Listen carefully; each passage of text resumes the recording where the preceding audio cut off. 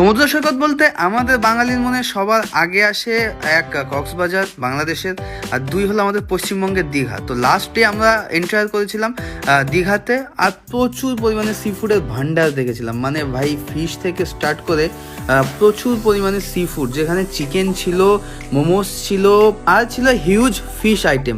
তার সাথে কিন্তু আমরা এনজয় করেছি, মানে প্রচুর গেমস আমরা খেলেছিলাম ওখানে গিয়ে।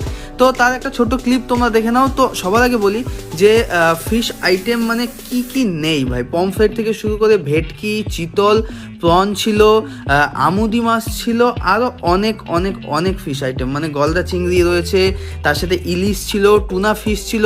তো খাওয়ায় আসা যাক, মানে খাওয়া স্টার্ট করা যাক। সবার ফার্স্টে আমরা ট্রাই করেছিলাম পমফ্রেট। মানে আমি তোমাদেরকে একটা কথা বলি, তোমরা যদি দীঘাতে যাও আর এরকম টেন্ডেন্সি তোমাদের থাকে যে তোমরা ফিশ আইটেম ট্রাই করবে, একটু ভেবেচিন্তে কিন্তু তোমরা ট্রাই করো। এমন না যে